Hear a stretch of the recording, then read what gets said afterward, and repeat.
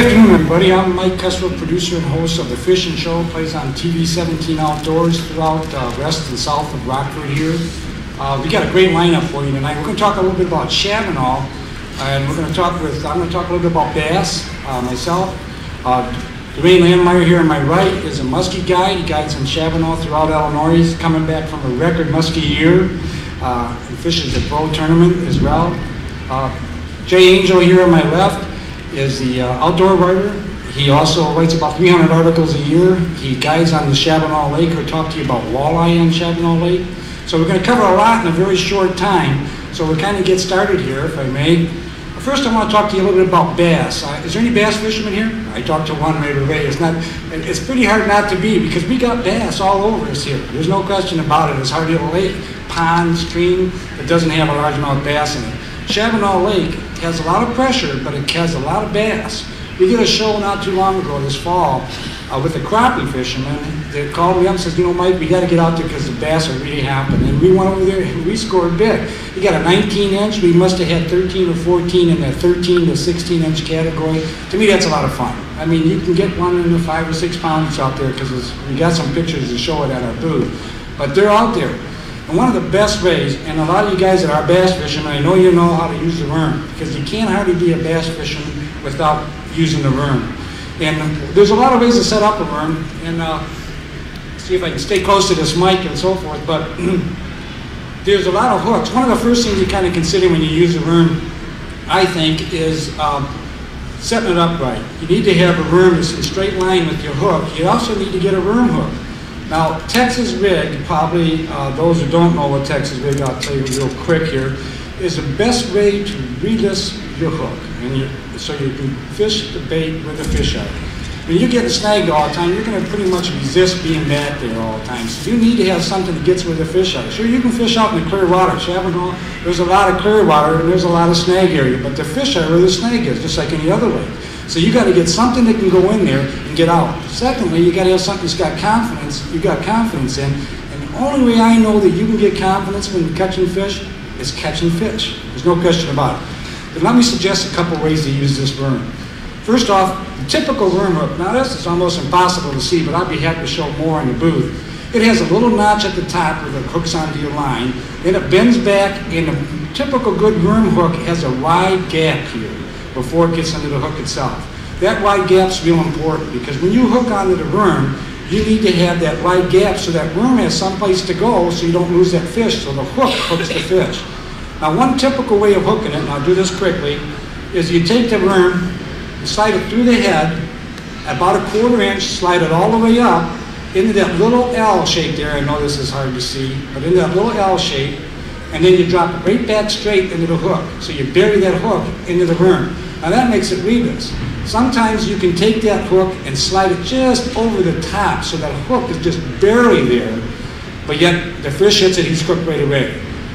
Another way of doing that same way, now when you do this, I like to sometimes fish it with, you can fish it with a slip sinker, which it slips on your line and go back, but typically I like to use the worm for real finesse. Looking for pockets and lily pads and so forth. Shabbona has a lot of lily pads, and if that wasn't so far up in the air to show you, I'd point it out for you. You come to the booth, I'll show you exactly where those spots are. Another way of hooking, you want to be able to shoot that into that lily pads, let it drop down, or in the weed pile. You're really targeting fish. You're not necessarily covering a lot of water, but you're covering where the bass will be in that water.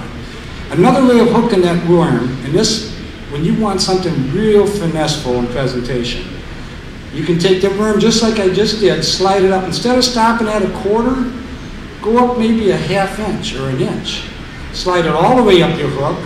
Again, I know this is hard to see, but I think you'll understand. All the way up your hook, slide it around, and now your hook, this worm is a little goofy, but now your hook is at the very back and it goes up your line on your bait. Now that hook is your bait here. So instead of the worm kind of falling forward, it will fall more level, and this little tail will be a nice, slow drift. So when you drop that worm down there, it's not going down like this. It's going like this. And also, drop it to the back of a pad, or back of a little opening in the lily pads, it will slowly go towards the front, towards you. You pick it up again, and it will drop slowly like this towards you. So you can adjust it by having that worm go up there, up your line, right straight up your line. Secondly, if you find bass usually, when they hit, they don't usually bite like a bluegill when you feel the tail and so forth. They just inhale, suck it right in. There's no real biting. And I've seen 10-inch worms, believe me, fish in the dock, sliding around. I've seen a bass come up to it, stop, and then the bait would disappear. Gone. And it's in his mouth. And you go, whoa, set the hook, and you slam it, go. The other interesting part is they'll blow it out just as fast as they sucked it in. Boom, don't like it, boom, out it goes. Just like that. And sometimes when you're learning to fish the worm, you can't feel that bite. You don't know if you got a bite or not. I'd say that 90% of the fish, we get more bites in my own experience. As you learn to worm, you're going to get bites and you won't know you had them. Sometimes you see, I've fished with people who are just starting to learn to worm. All of a sudden you see their line going to the left, right past them. You go, set the hook, you go, because you don't feel it. They inhaled it, they didn't bite and take off. Once in a while when you're a happy guy, when they go bang, you got him, you slam in the reverse. But most of the time, when you're doing this kind of finesseful fishing, you just slam it, sucks it in, and they slowly go away. Now setting a hook. You know, like I mentioned before, you do have a worm to go through. Even if you put it on top, you do have a worm to go through. You need to really slam the hook. When I slam the hook, as people who fish with me when we're bassing, sometimes I make the leaves shake on the bank. I mean, I really slam the hook. And there's a lot of reasons for that. About I guess it's been about 7 years ago, I tried to develop a lure. And in that process, that lure, it had some loops from bending metal and so forth. Well, make a long story short, I had an engineering friend who tested it to see how strong that lure was, how much pressure it could take. He put it in this machine in his, where he worked at an engineering firm, as a matter of fact. But anyway, as he stretched it out, he found out it took 40 pounds of pressure and started opening up my loop in my lure. It's like 40 pounds of pressure.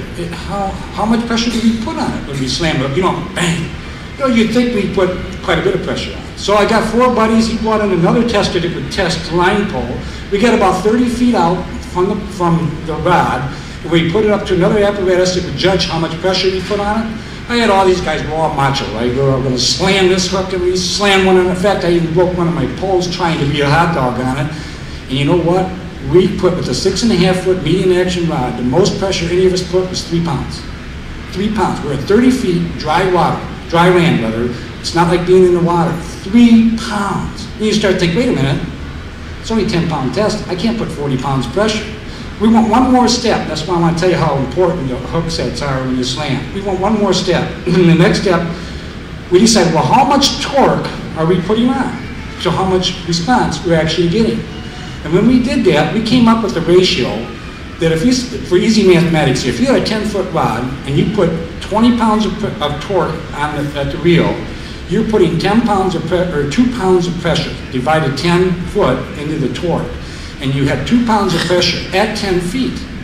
As the rod bends, you increase that pressure to the fish. And we all know that. Have you ever been hung up? What's the first thing you do? You got tighter on the rod and pull back, or you pull straight because you put the whole pressure on. You're not putting that much pressure when you slam that hook on, even with the big rod. Now that doesn't mean a big rod isn't important to have, because you need to use it to get them out of cover, to control the bait, to control the fish. But what I'm saying is you're not putting the pressure on that fish you think you are. And when you're working with a worm or a jig, or Dwayne would tell you with the musky lure, you need to slam them. You need to get that in there because you're not putting nearly as much pressure on there. When you got monofilament that will stretch 20 or 30%, and on a hook stretch, you're not putting that much pressure. So my encouragement, if it feels like a bite, set the hook, slam it. Don't fall out of the boat, but slam it. Get that bait up there.